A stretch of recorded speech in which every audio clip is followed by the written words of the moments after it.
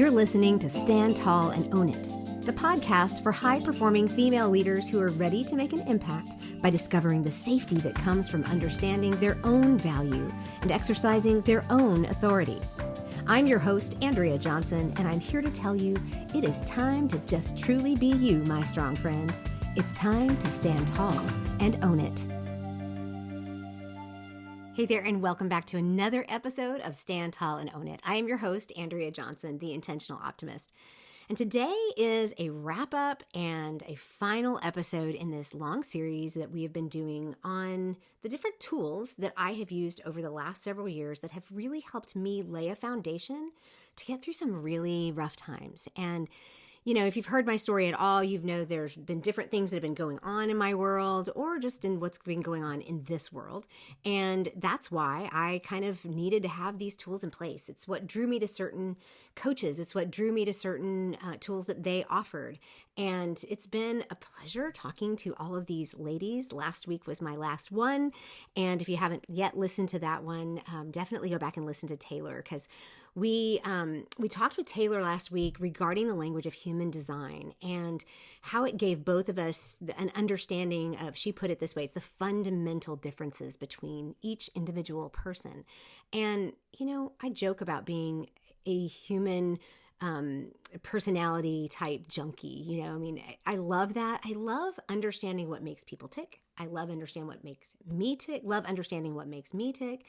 And the language of human design seems to have pulled that together for me in a way that I never expected. So briefly, I'm going to give you some takeaways that I had from my conversation last week with Taylor. Again, if you haven't listened to it, pop back and listen to that first, because this will make a little more sense to you. Because I'm just going to be frank, human design is vast. It is intricate and there's lots to it. There's a way to do it simply, and she offers that in the episode with a free course that I've actually taken. And I asked her, I was like, is that still available? Because that's really, really good. But go back and listen to that, because it will give you an understanding too of where she's coming from. Because if you're like me in this situation or the culture that I have grown up in, there are probably things you've thought or heard about specific aspects to pieces of human design that are not positive. So I just want to make sure that you have an understanding of kind of where she's coming from and where I'm coming from. And so the basic takeaways, or the big takeaways for me from that conversation, was that she was curious about what made her fundamentally different than everybody else that she was in a coaching program with everybody else that was being able to pick up and use a template and move forward and just have no problems. And then she decided, you know what, I really like this. And this is her mission now, is to help you and me understand what's fundamentally different about ourselves. That way you get to operate in a way that makes sense to you, and you understand why you operate in that way. Another big takeaway for me was she used this phrase. She said, human design paints a picture of how reality looks for you and how others perceive you. And how many times do we talk about this idea that we are concerned about other people's perception of us, but we don't know how to see it? And human design gives you a language for that. We talked about the fact that when you look at a human design chart, it has both the design side, or what we call the body side, and the personality side. And that's how it plays out. And I gave the example last week of how I have a car that is a specific design style. It is a BMW. And yes, I like to drive fast. And I even gave the example of accidentally hitting the accelerator and then having a little fun with it. But I drive that car very differently than my husband drives that car. The car is designed in a specific way, but the personality that shows up in the driver's seat is a little different. So when we look at human design, and when I look at human design, it paints a picture of the design that is there, but it also gives me an understanding of how others might perceive me. Let me put that back. I have that backwards. The design is how other people perceive me, whereas my personality shows up in a different way. Like, you might look at my car in the driveway and think, ultimate driving machine, or, oh, that's just a black sedan.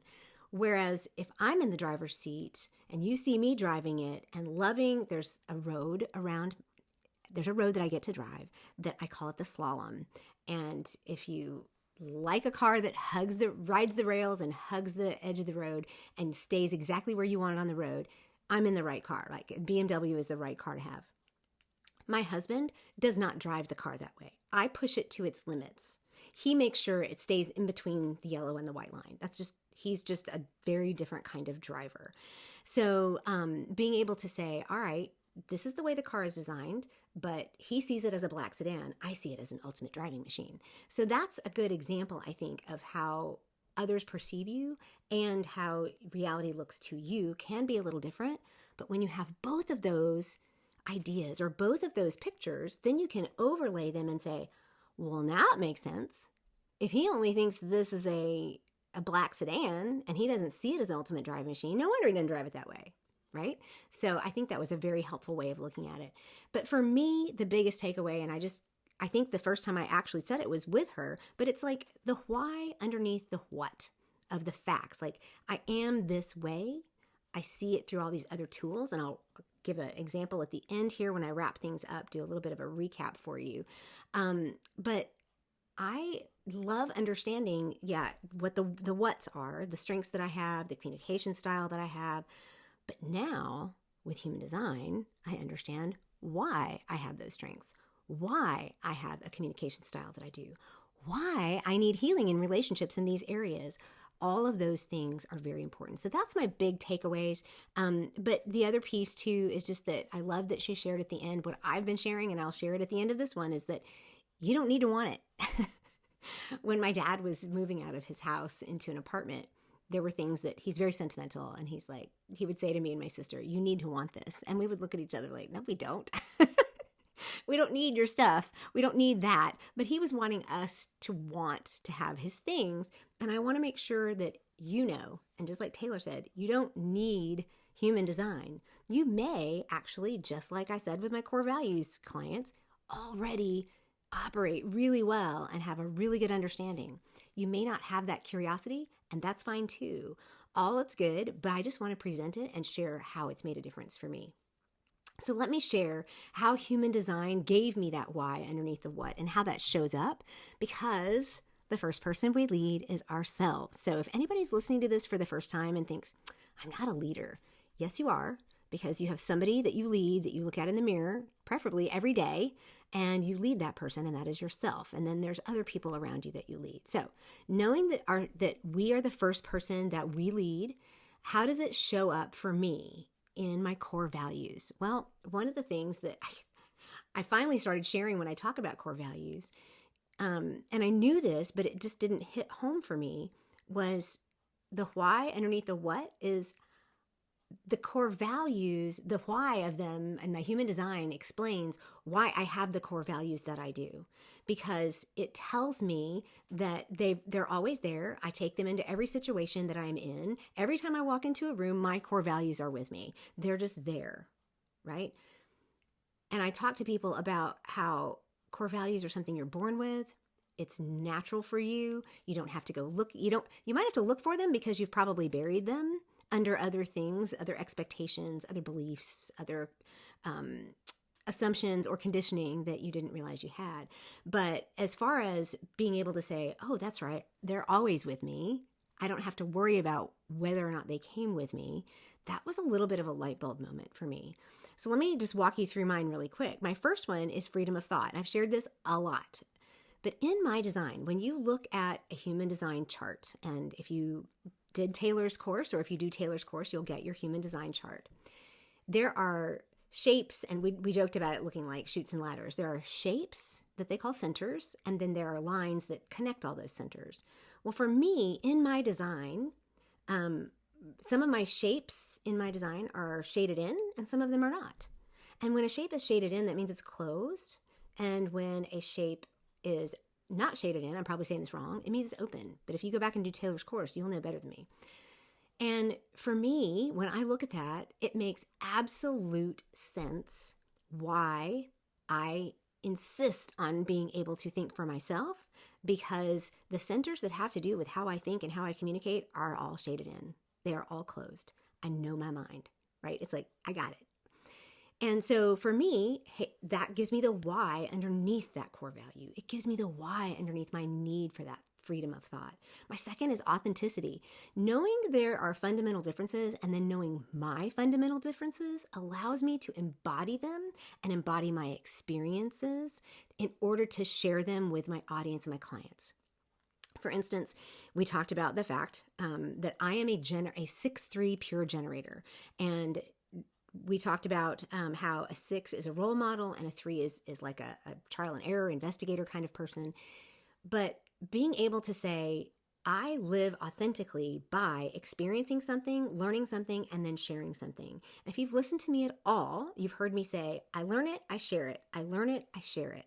That is a pure expression of my human design in that area. And I didn't know that before I knew human design, but I was saying those things. Now I understand why I am that way. Taylor isn't that way. She joked about the fact that for her, she doesn't care whether or not it benefits you or not. She wants to know for herself. And, oh, by the way, you can come along with me on my journey. So it's a very different approach, but the why underneath that helps me know, why is it so important for me to be authentic? I was on a podcast interview this week, and one of them, or I was on several this week, but this one particular one, I shared a story that to me was just a factual story of something that happened to me and how I handled it. The podcast host took that as such a rare compliment that I would be that vulnerable to share that kind of a story with her audience. She was very touched. And, that's just who I am. That is just the way I am designed. Sometimes I overshare, right? But I experienced almost panic attack, an anxiety thing. I was in a public space. I talked about how, because of something that happened, I'll just go ahead and tell it. It was because of, we lived in Baltimore for 12 years, and we lived right near the Key Bridge. And that'll tell you when I'm recording this, but that happened this week. And so I wasn't able to process that immediately. And when I was sitting in a kind of a public meeting of entrepreneurs, I just realized I was holding my breath. I wasn't thinking well, and I had to walk myself through what I call my anxiety protocol and it's on my YouTube channel if you want to see it. It was recorded years ago. It's like, this is what I do. These are the ways I handle anxiety. I think it's available publicly, but I start with like the 5 senses. I can see 5 things. I can hear 4 things. I can smell 3 things. I can taste 1 thing. I can whatever, I can touch 3 things. I can taste 1 thing. I had my coffee with me, and I actually picked my coffee up in the thing and smelled it just to make sure, yep, I can smell. Because what it does is it pulls you back into your body. But being able, that's a side note, being able to share with this person my experience and then role model it was exactly my human design. It no longer freaks me out when I share a story. Every once in a while I might get choked up because of the emotion of the story, but that's how I can be authentic. And that's how human design shows me the why underneath my need to be authentic. My third core value is belonging. Human design also shows me why I need to feel like I belong. A minute ago, I shared with you about the different shapes that you see in a human design chart, and that they're called centers. And because of the centers that are open for me, they're not shaded in, there are times I feel very untethered and vulnerable in certain situations or with certain people. And the desire to belong is kind of fueled by that untethered feeling. And therefore, I did all my core values long before I learned my human design, y'all. Seriously.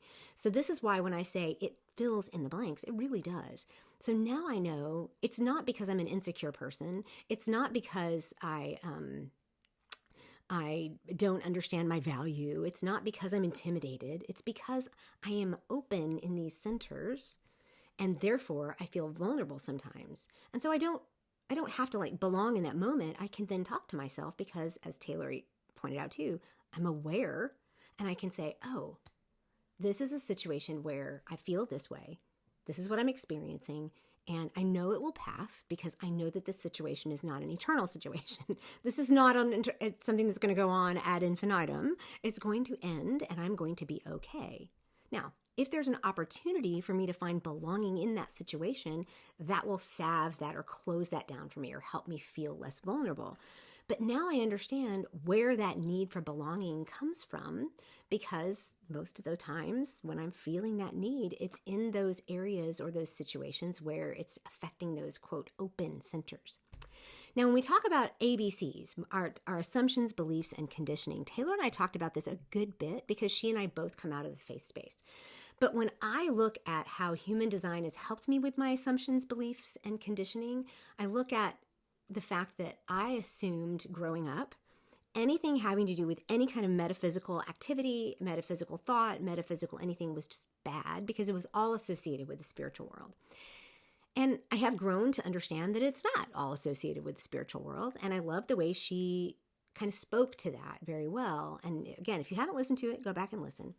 But it gave me the opportunity to challenge those assumptions I had and to learn the science behind certain things. I mean, when we look back at the 3 wise kings or wise men who showed up in Bethlehem, or if we look back at the way Native Americans were able to chart the stars and know when the solstice was, that's all metaphysical science because it's outside of our universe. It's outside. And it's something that before we had the ability to look at the earth from outside the earth, that was what we used. We charted the seas by the stars. All of that thing. And so we have hit this modern day era of thinking that the only way we can view things now is from a specific viewpoint, and it's not. So for me, it's allowed me to challenge my assumptions related to those kinds of things. In the belief section, Taylor and I talked about this extensively, and when she said, I use human design as a language, because as soon as she said, are you interested in human design? Because I trusted Taylor, I said yes, but then I started looking at it and I started getting all these red flags. Like, what is this? But because I trusted her, I said yes. And then when she said, I use this as a language so that I will have awareness of certain things, my anxiety level went way, way, way, way down. I mean, way down. And it helped me to say, all right, I'm good. Let's just learn. Let's just listen. And it's actually helped me challenge some of my own beliefs, challenge the things I believed about the way I interact with people, the way I do church, the way I do any of these things. But the biggest piece of that ABC is always the conditioning. That's at the very bottom of what I call that iceberg. And for me, talking about the church stuff, science, and owning my own design, it tells me what I want to confront in my conditioning. When I know there are certain aspects to who I am, how I believe God created me to be, there are things in my conditioning that are not helpful. There are things in my conditioning that are actually false. There are things in my conditioning that are detrimental to my own physical, emotional, mental, and intellectual health and flourishing. And understanding who I am and how God designed me gives me the courage to confront some of that conditioning. So, what has the language of human design allowed me to stand tall and own? Well, for starters, my message. My design tells me what to share. I am a generator. I'm a 6'3" pure generator design. So like I said a minute ago, when I learn it, I share it. It has allowed me to embrace the idea that I can be a role model. What? I always said, no, I'm not good enough, or no, I'm not old enough, or like my mother used to say, do as I say and not as I do. I always thought of myself that way, but the reality is I have plenty of stuff to share. And just the other day, I used an example that I haven't used in a very long time. These little barrel of monkeys that have one arm up and one arm down, and you can make a chain out of them. And I started off some of my podcast episodes early on, and in my work with clients, talking about how it is a responsibility when someone gives me a hand up to turn around and give a hand out. And owning and understanding my human design allows me to own that piece and to say, I am a role model and it is okay. And I will stumble and I will fall, but I am always going to share. And that just falls, of course, in line with my authenticity as well. It has also helped me to own my offers. This is how I met Taylor. I met Taylor walking through Alex Hormozy's $1 Million Offer book. And, if you've studied any of Alex Hormozy's stuff, it starts at 0 and it goes to 10 million in just like nanoseconds. And his stuff is so high level that it's hard to like process it all and pull it all in. But I need to be, knowing my human design tells me that I might need to be in a situation, like as a generator, in a situation, seeing what's going on, feeling what's going on, seeing what the energy is like in the room, feeling the emotions of the people around me so that I can understand what that offer needs to be. I am just one of those people that my design, it makes perfect sense to say, we're going to start off with this piece and then we're going to see where we go. And it might go that direction or that direction or that direction. But either way, we're going to do what's best for this situation. And for me to write an offer for something that's 12 months, or for me to offer a contract to a client that's for something that's along the lines of an entire year, number one, that just makes my throat close, because internally I know that I'm going to get in that situation and we're going to decide, we're going to figure something else out. We're going to say, oh, hang on. We don't need to use this kind of tool here. We need to use that kind of tool here. Or we need to change this contract to be this, that, or the other. And I'm much more comfortable with a little bit of flexibility in it, which that's how I write my offers. And when I say write my offers, it might even be like, I work with some ladies in a free, it's like not paid or anything. It's just a mastermind type group on Marco Polo where we talk about deconstruction. And that's an offer that was made to like head up that group or to be the person who kind of facilitates it sometimes and to be a little bit of a role model because I'm older. But that's an offer to my husband of, hey, I'll drive to and from church because your energy is low, right? I shared that on my Enneagram podcast episode. But the other piece that it's really allowed me to own, unlike any of my other tools, has been my energy. As a generator, I literally feed off other people's energy on a regular basis. If I get off a podcast interview, I am likely going to be up high. If like energy's coming out the top of my head, right?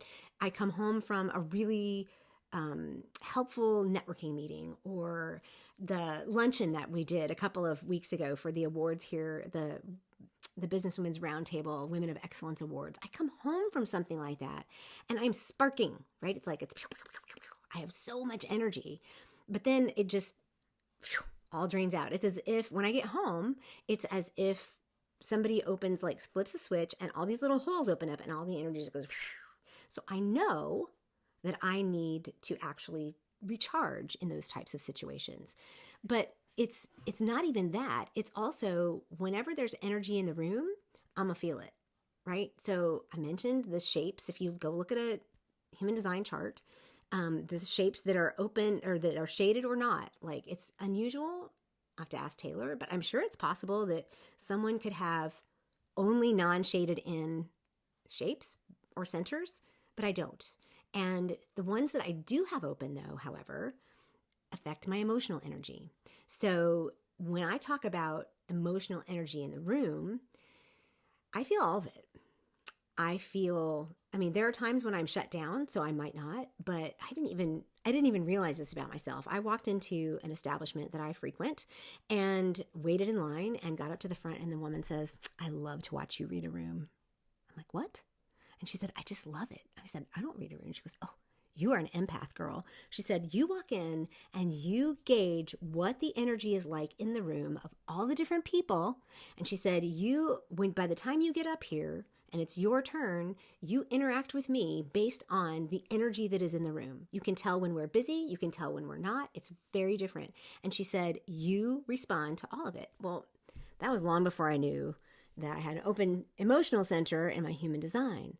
Now, that can be positive or negative. If I walk into a room or a situation or someone else comes in with a lot of negative energy or negative emotion, I feel that immediately. It's like it turns my day upside down. And I've had to learn. I used to talk to the hand, right? It was like I would put the shields up. I'd be shields up. And now I'm learning that they can just be internal shields, that I can remind myself that this is just emotion blowing through. It doesn't have to affect your day. It could be positive, like somebody comes in and it's just way amazing. I noticed this a lot when my son was younger. And this also explains the energy underneath my Clifton strengths with my maximizer, which is something, this strength of taking something good and making it superb. It also means that if I take something average and make it bigger, my son would be having a meltdown. This is before we understood ADHD. This is before we understood communication or how we should communicate with him. And I would get upset with him and start yelling, and then we would just build each other's energy up really high. Well, now I understand what that's about. I understand that's because I have an open emotional center. So understanding that energy has freed me from feeling guilty about needing to be out of a situation. It has freed me from worrying about someone else affecting my day. It still happens sometimes because I'm not perfect and I'm still learning how to do it. But it gives me an understanding and the why underneath all of these things that were normally happening. And the last piece of my energy that I think is super important is my intellectual energy. I had to learn based on my design that motivation and intellectual stimulation kind of comes in a cyclical or kind of a pulsing way for me. And that makes sense. I might feel motivated today and not motivated tomorrow. But what's interesting is that I can have a conversation even when I'm not feeling motivated, because I have this one particular piece in my design that when it happens, they call it this freak to geek. It's like I say something, it comes out, and I don't know where it came from, and everybody else is like, whoa, wait, what? Can you write that down? Or that is so good. It might come in spurts, it might come and go, but I love to record stuff because I don't even remember what I said.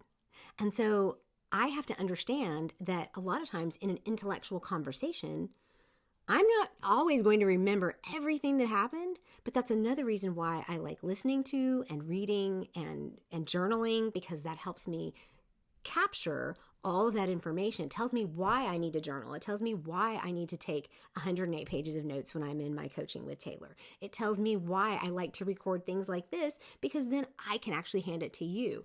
It's there. It's done. I didn't just say it to one person. So this is how human design shows up for me and how I stand tall and own who I am. And it's given me the courage to do that in ways that I never expected. Now, again, this might not be your path. You might have another tool that gives you all the whys or gives you the information that you need, or you may not need a tool. You know, like I said, you can use all of the tools that I've shared here, one of the tools or none of them, or some of them, however you want to do it. But there's a reason I put them in this order. And as a brief kind of recap of where we've been and kind of wrapping it all up and tying it in a nice little bow, the tools that I shared with you were in an order for a specific reason. And let me tell you, those 5 tools that I used, the first one was DISC, and that was with Deb and Gino. And this is a tool that I use with my clients on a daily basis. It tells us about our communication. It tells us how we are wired to think about things and how we need information to come in and go out. And it also helps in our relationships. But it's very much a tool that I know a lot about, and it's very broad, right? It's like, and I'd like to kind of draw a picture for you with each of these tools and show you how I might do it. So for instance, let's pretend that I'm building I love those big mosaic patio tables, right? It's like they have all the different designs on them. Some of them are Greek looking, some of them have a picture, but what we're going to do is we're going to paint a picture. That was really fast. What we're going to do is paint a picture of, say, me, right? So for me or for you. I think DISC is the big border pieces around the edge. It gives us the boundaries of kind of how we communicate with others. It's the way we talk on, the way we communicate outside of this circle, outside of this picture, this mosaic. And that was the first tool that we looked at. The second tool we looked at was Working Genius with Charity Medina. This is one that I don't use right now with my clients, but I always offer it to them as a subcontract with Charity. But it's really good for working in teams and understanding processes. It is a process tool. For me to even look at it and say, I can use that as a process tool for myself as I walk through processes or projects, was very helpful as well. And when I look at my big mosaic table with disc as my big border pieces and dividing it up into the big sections, maybe it's in 4 quadrants or something, that's the disc. Working Genius is almost like the lines of the picture that I'm going to kind of put out there, right? It's like, these are the basic lines of what it's going to look like for my shirt or my hair or my face. These are just the basic outlines. If you're looking at stained glass, maybe it's the lead in between those pieces. The third tool that I shared with you was Clifton Strengths with Allegra Stein. And this is the tool that allowed me to build my business on my strengths and to live in them. And I see all Clifton Strengths as being all the big feature pieces of my mosaic picture. For instance, it's the basic shape of my hair and it's all filled in, and or like the flat bottom, the bottom pieces of, like, if you're building something on top of it.